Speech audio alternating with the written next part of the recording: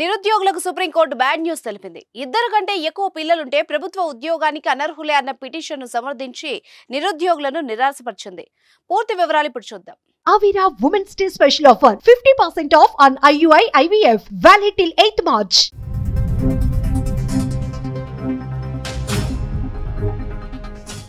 ఈ కాలంలో ప్రభుత్వ ఉద్యోగాలు కావాలంటే ఎంత కష్టపడాలో తెలియంది కాదు. ఓవైపు పెరిగిన పోటీ, మరోవైపు ప్రభుత్వాలు పెడుతున్న సవాలక్ష నిబంధనలు, పెరిగిపోతున్న వయోపరిమితులు, ఇలా ఎన్నో సమస్యలు. వీటి మధ్యే ప్రభుత్వ ఉద్యోగాల కోసం తీవ్రంగా పోటీ పడుతున్న నిరుద్యోగులకు తాజాగా ఓ బ్యాడ్ న్యూస్ అందింది. ముఖ్యంగా ఇద్దరు కంటే ఎక్కువ మంది పిల్లలున్న నిరుద్యోగులను ప్రభుత్వ ఉద్యోగాలకు అనర్హుల్ని చేస్తూ ఓ రాష్ట్ర ప్రభుత్వం తీసుకున్న నిర్ణయాన్ని సుప్రీంకోర్టు సమర్థించింది. 2001లో రాజస్థాన్ ప్రభుత్వం ప్రభుత్వ ఉద్యోగాలకు అర్హులు కావాలంటే ఇద్దరు కంటే ఎక్కువ మంది పిల్లలు ఉండరాదని నిరుద్యోగులకు నిబంధనలు పెట్టింది.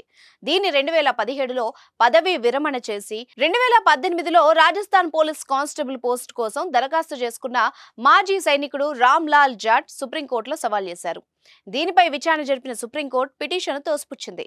రాజస్థాన్ ప్రభుత్వ నిర్ణయాన్ని సమర్థించింది.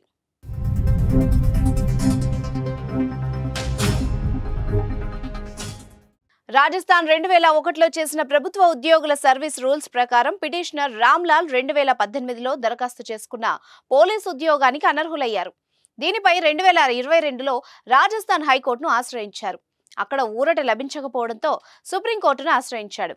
2002 జూన్ 1 తర్వాత ఇద్దరి కంటే ఎక్కువ మంది పిల్లలు కలిగి ఉంటే ప్రభుత్వ ఉద్యోగాలకు అనర్హుల్ని చేస్తూ రూపొందించిన నిబంధనల ప్రకారం ఈయన పోలీసు ఉద్యోగానికి అనర్హుడయ్యాడు.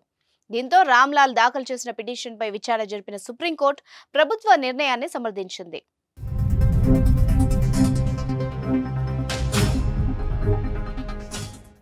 స్థానిక సంస్థల ఎన్నికల్లో పోటీ చేయడానికి, అలాగే ప్రభుత్వ ఉద్యోగాలకు ఇద్దరు పిల్లల విధానాన్ని కలిగిన రాష్ట్రాల్లో రాజస్థాన్తో పాటు అస్సాం, మధ్యప్రదేశ్, గుజరాత్, మహారాష్ట్ర, ఒడిశా, ఆంధ్రప్రదేశ్, తెలంగాణ, కర్ణాటక కూడా ఉన్నాయి. 2021లో ఉత్తరప్రదేశ్ ప్రభుత్వం జనాభా నియంత్రణ బిల్లును కూడా ప్రతిపాదించింది. ఇతర నిబంధనలతో పాటు ఇద్దరు పిల్లల విధానాన్ని ఉల్లంఘించిన వాళ్ళని స్థానిక సంస్థల ఎన్నికల్లో పోటీ చేయకుండా లేదా ప్రభుత్వ ఉద్యోగాలకు దరఖాస్తు చేయకుండా నిషేధించాలని సిఫార్సు చేసింది.